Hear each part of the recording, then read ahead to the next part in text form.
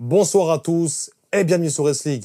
Juste avant que la vidéo ne commence, les gars, n'hésitez pas à vous abonner, à liker, car il y a beaucoup de choses à dire sur ce match, les gars. Donc, likez, c'était un live de fou. Pour ceux qui étaient présents sur le live, c'était une dinguerie. D'ailleurs, n'hésitez pas à vous manifester en commentaire. Je profite également de vous dire de vous abonner sur Instagram, TikTok et tous les réseaux. Pas mal de jeux concours auront lieu sur ces plateformes, donc je compte sur vous. Abonnez-vous sur les réseaux. On va passer directement au débrief du match, mais avant ça, jingle.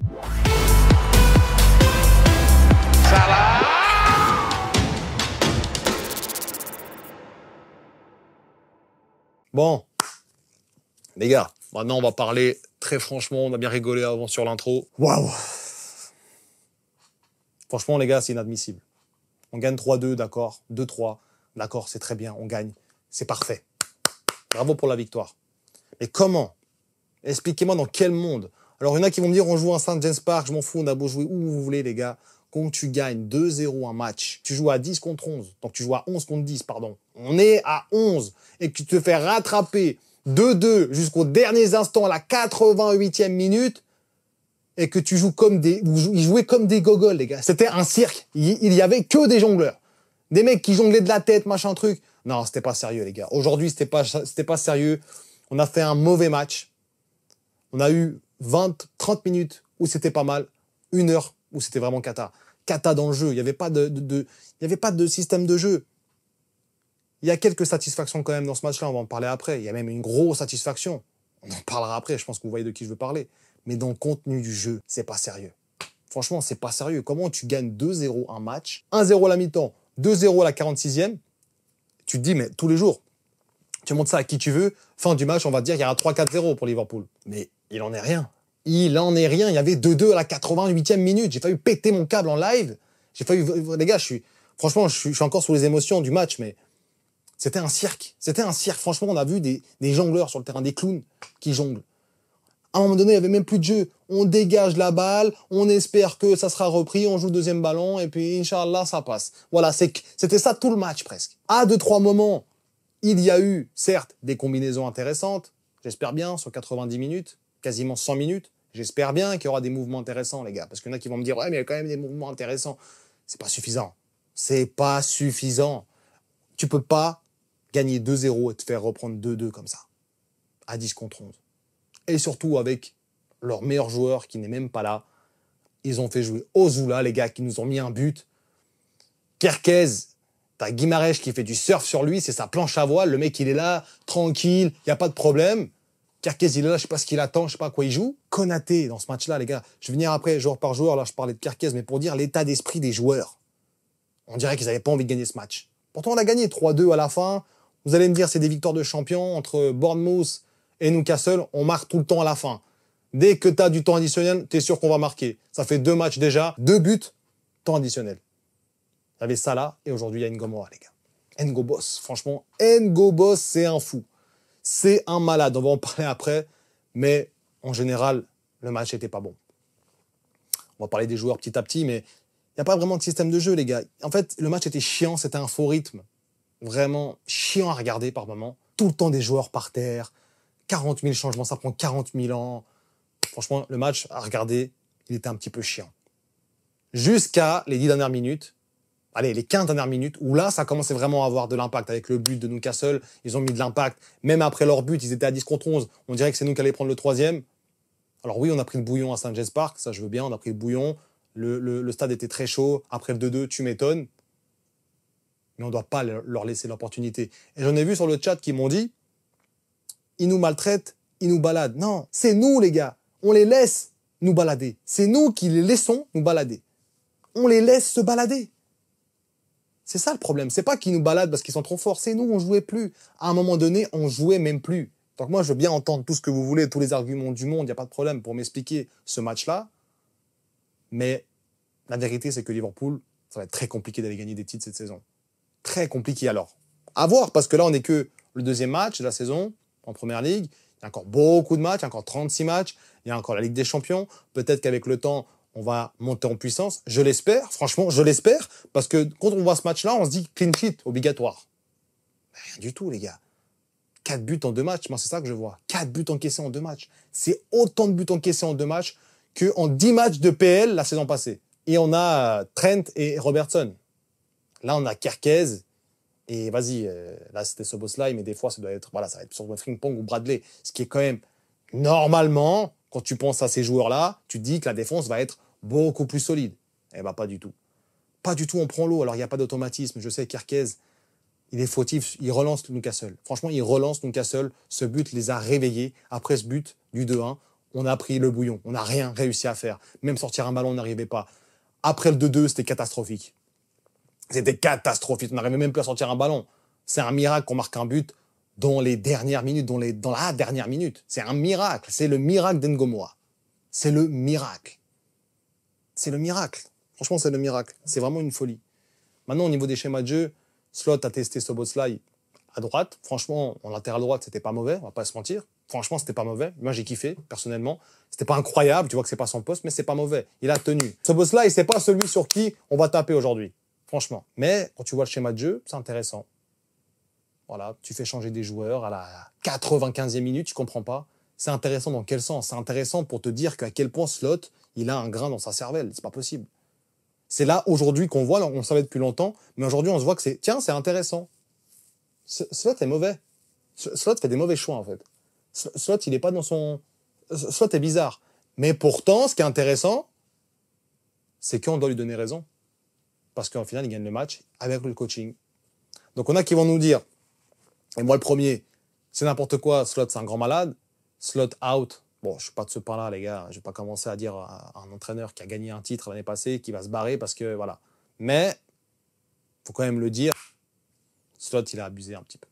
Slot, il a abusé. Au-delà du fait qu'il a abusé, on doit lui donner raison. Il a fait des mauvais choix. Il a fait que des mauvais choix. Mais ces mauvais choix ont été payants. C'est quand même fou de se dire qu'un coach a fait des mauvais choix payants. C'est quand même une folie de dire ça. Non, franchement, Slot aurait dû faire des changements bien plus tôt. Gakpo devait sortir bien plus tôt. Chiesa, à la place de Wirtz, franchement, je suis pas fan. Je suis pas fan. Chiesa, c'est pas sa place. Qu'est-ce que tu le fais jouer dans l'axe? C'est ça, ton attaquant, ton deuxième numéro 9, c'est Chiesa, sans déconner, Slot. Non, franchement, Slot a déconné. On peut dire ce qu'on veut, Slot a déconné. C'est tout. Voilà, ça c'est dit. Mais malgré tout, on doit lui donner raison. On doit lui donner raison parce qu'on a gagné le match grâce à ses coachings tardifs. Mais on a gagné le match. Et j'espère qu'on aura une leçon à tirer de ce match-là. Ngomoa doit jouer beaucoup plus souvent. Faut arrêter de le faire rentrer les 5 dernières minutes, c'est bon. Dès que Gakpo a de la peine, tu fais rentrer Ngomoa directement. Il n'y a pas de « ah, machin, non ». Tu fais rentrer, c'est bon. On sait maintenant. On a vu. On avait déjà vu avant, mais là, on a bien vu. C'est bon. Donc voilà, les gars, j'ai pas grand-chose à dire sur le schéma de jeu parce que Newcastle, franchement, a eu un gros impact au milieu de terrain, ça on le savait. On avait Gravenberch qui a fait un bon match. Mais on n'avait pas notre milieu de terrain type non plus. On n'avait pas McAllister.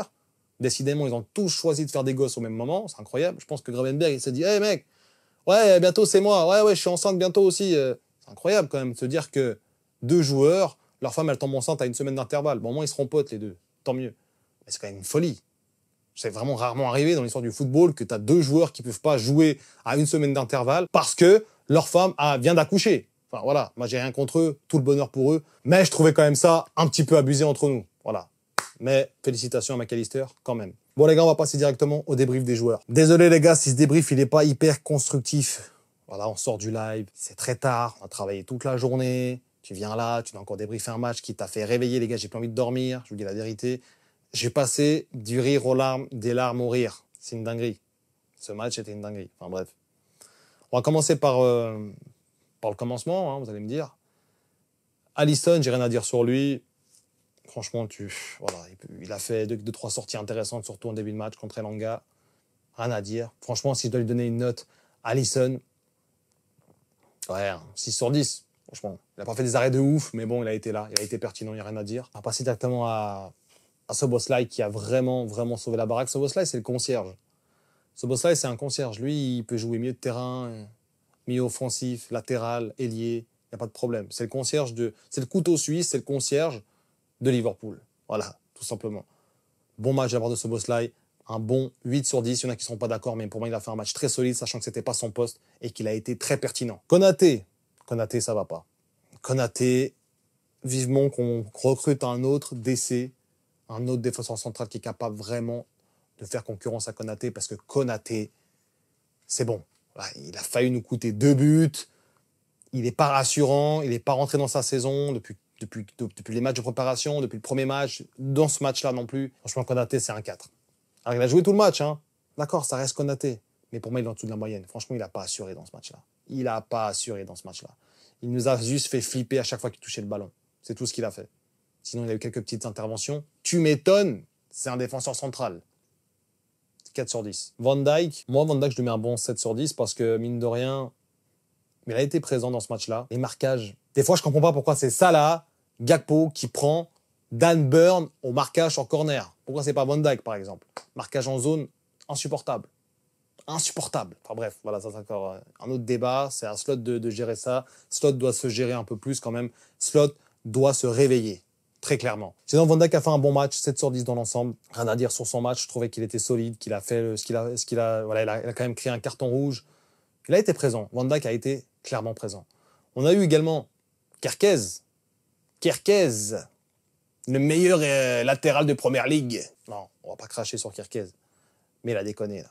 Franchement, là, quand Guimarães, il te fait de la planche à voile sur toi, tu dois te réveiller, frérot.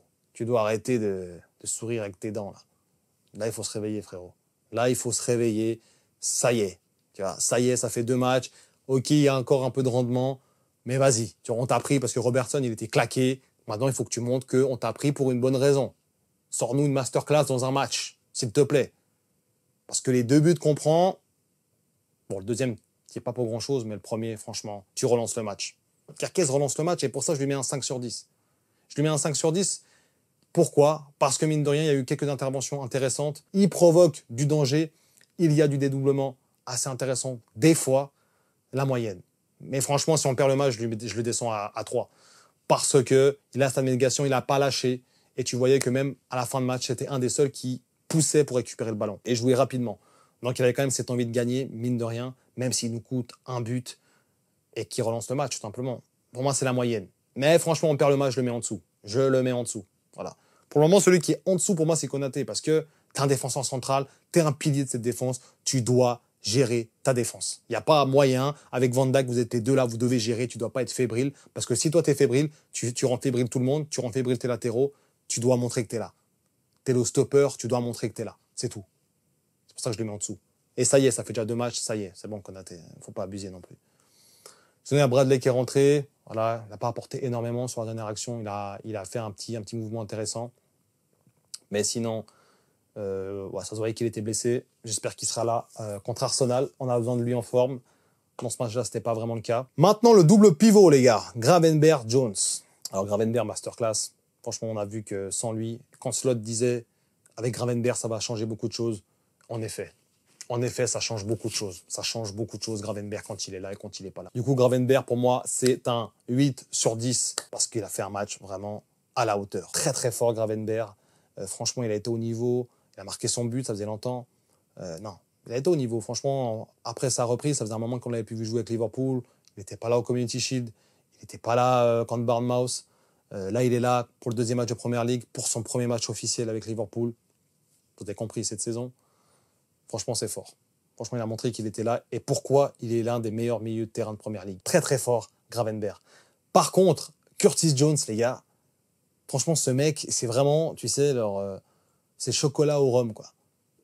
Tu sais, tu croques dedans, tu es tout content et d'un coup, franchement, il a, pour moi, comment te dire, il a ce goût pour nous rendre fous, en fait. J'ai l'impression qu'il kiffe rendre fous les gens.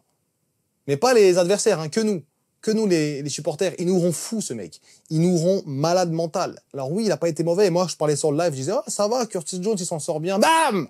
On prend un but. Ah, Curtis Jones, ça, bam! Il perd un ballon. On prend un but. Il faut que j'arrête de parler de Curtis Jones en bien, en fait. Dès que tu parles de lui en bien, tu ramasses. Tu ramasses. Pour moi, Curtis Jones, il est hyper frustrant. Mine de rien, c'est un des joueurs. Il n'y a que les coachs qui aiment ces joueurs-là.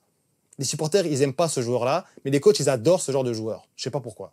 Parce qu'il est un peu polyvalent, il est là, il donne un peu de lui, etc. Mais sinon, les gars, moi, il m'a trop frustré, Curtis Jones. Et tu vois qu'on double pivot, impossible, tu comptes sur lui, impossible.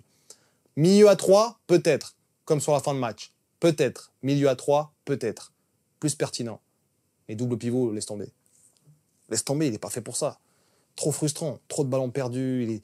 Physiquement, il se faisait bouffer par Joelinton. Enfin bref, même il y a une action là où il fait un dribble incroyable, il fait une chevauchée. T'es là, oh, Curtis Jones, puis il pousse son ballon à Bebelwed, c'est pas ce qu'il fait. Ça, c'est insupportable. C'est Curtis Jones en fait. Il lâche jamais son ballon, il le lâche quand il faut pas.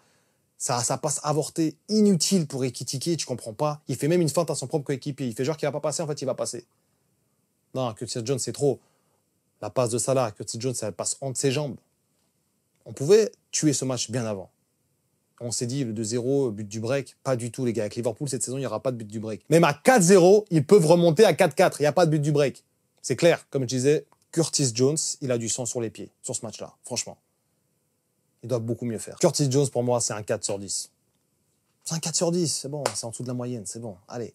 C'est au même niveau dans ce match-là que Konaté. Frustrant. T'es pas serein.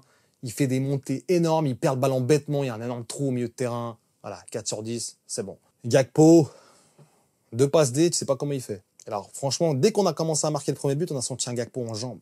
On a senti un Gakpo, commencer à se libérer un peu. Après le 1-0, je ne sais pas si vous avez remarqué ça dans le match aussi, il a commencé à se libérer, il commençait à être beaucoup plus pertinent, à dribbler, à slalomer 2-3 joueurs. Il faisait du slalom par-ci, du slalom par-là, des passes, des frappes intéressantes. Mais dès qu'on a pris le 2-1, l'équipe complète, elle s'est éteinte, lui avec, et le 2-2, c'était fini. Le mec, il était mort. C'était un Maccabi sur pattes, c'était fini. Du coup, le changement d'Ngomora, on en reviendra après. Gakpo, pour moi, voilà, il fait un bon match, 6 sur 10, dans le sens où il n'est pas très en vue, mais il fait 2 passes D, mais il est pertinent. Pour moi, 6 sur 10 pour Gakpo. J'ai pas donné de note aux remplaçants parce que franchement, Bradley, etc., qu'est-ce que tu veux lui donner comme note? On l'a pas vu beaucoup et en plus de ça, il n'a pas apporté énormément de choses. Donc voilà, je vais vraiment noter pour moi. De toute façon, l'homme du match pour moi, c'est Ngomoa. Comme ça, c'est clair, je l'ai dit maintenant. Le MVP pour moi, c'est Ngomoa. Voilà. D'ailleurs, Ngomoa, les gars, on va en parler maintenant. Quel joueur. Franchement, 17 ans, t'arrives comme ça. Déjà, tu rentres, tu dribbles 3-4 joueurs, l'action d'avant. T'arrives à centrer, il n'y a personne au centre. L'action d'après. Newcastle pousse. Tu mets ce but enroulé. Nick Pope ne voit même pas le ballon. Et tu gagnes le 3-2. C'est lui qui fait marquer le 3-2, les gars. Alors qu'on lui laisse même pas 1 minute de temps de jeu. Et là, il rentre, bam, il fait taire tout le monde. C'est comme Chiesa, là, il est rentré, bam, il a fait taire tout le monde. Faut laisser jouer Ngomoa. Beaucoup plus. Gakpo, il est pas bon. Ngomoa, direct. Des fois même, tu mets Ngomoa et tu rentres Gakpo. Moi, je serais plus de cet avis-là, des fois. Non, franchement, Ngomoa, c'est fort. Ngobos, c'est très, très fort. Dans ce cercle qu'on a eu, Ngomoa, il était très fort. Franchement, il est rentré très peu de temps. Il est rentré 5 minutes, il a fait le travail. Il a dribblé les joueurs, il a fait reculer les défenses. Et voilà, c'est fini. Franchement, good. J'ai rien à dire sur Ngomoa. Incroyable. 10 sur 10. Même si c'est pas objectif, les gars, je m'en fous. 10 sur 10, le mec qui nous sauve le match. On était comme 11 perdus sur le terrain. Le gars, il rentre. Il te marque le but de la victoire. Non mais arrête tes conneries, frère. Bien sûr qu'elle a 10 sur 10. 10 sur 10. 10 sur 10. Après, on a Ekitike. Pour moi, Ekitike, il fait un 7 sur 10. Il fait un bon match, un beau but. Beaucoup de manqués. Il est un peu frustrant des fois. Il pourrait lancer ses attaquants, lancer ses ailiers un peu mieux. Il se retourne un peu trop lentement. Il a un peu, des fois, il manque un peu de rythme, mais ça va se prendre. Et pour un joueur qu'on a acheté 90 millions, qui est déjà à 2 buts, une passe D, je dis oui. Je dis oui, qui a 22 ans, 23 ans, je dis oui.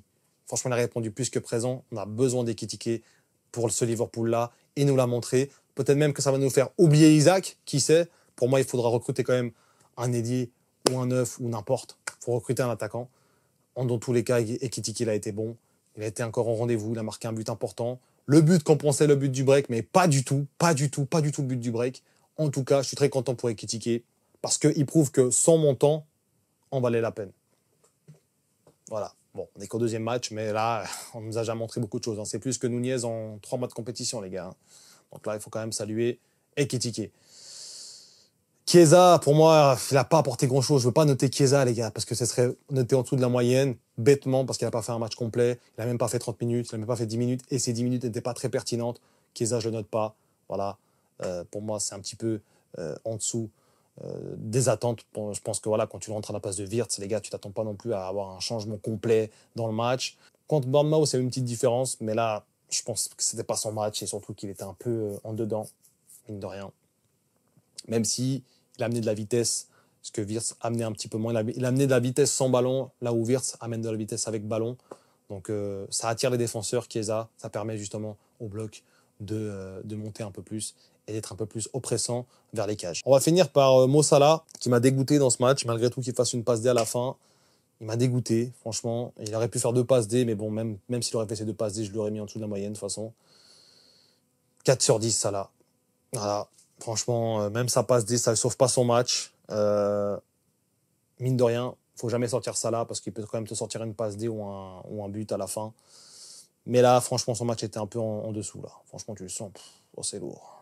Ah, c'est lourd. C'est long. Il est momifié, là, le frérot. C'est bon, là. Il faut se réveiller un petit peu, là. Ça y est. Ça fait un petit moment, là. C'est bon. Salah. Enfin bref, on va pas en dire plus. Il a fait un mauvais match. Kata. Au même titre que les autres. Pour moi, les 3 mauvais dans ce match, c'est Jones, Konaté et Salah. Un par ligne, ça va très bien. Un en défense, un au milieu, un en attaque. Voilà. Gakpo n'a pas été beaucoup mieux que Salah, mais il a fait des passes D et pendant 10 minutes, il a été très pertinent. Là où Salah n'a jamais été vraiment très pertinent. Il a fait sa passe D peut-être, mais il n'a jamais été vraiment très pertinent, franchement. Donc pour moi, Salah, 4 sur 10. Voilà, tout simplement. Et puis voilà, big up à Slot, hein, merci pour le stress, encore une fois. Et puis on va appréhender Arsenal d'une drôle de manière, les gars. D'une drôle de manière.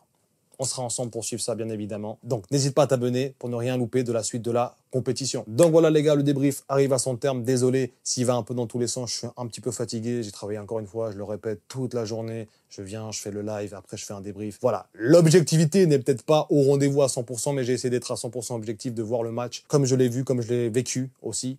Faut pas oublier que je suis un supporter, les gars, je suis pas un analyste de foot. Donc moi, je dis ce que je vois, je vais pas commencer à inventer des trucs avec des lignes, des machins. Enfin bref, si on serait tous coach, ça se saurait. Changer de vocation, les gars. enfin voilà. Merci à tous d'avoir suivi le débrief. N'hésitez pas à lâcher un commentaire pour dire ce que vous avez pensé du match. Nous, on se retrouve très prochainement pour une nouvelle vidéo. D'ici là, prenez soin de vous. Et surtout, n'oubliez pas...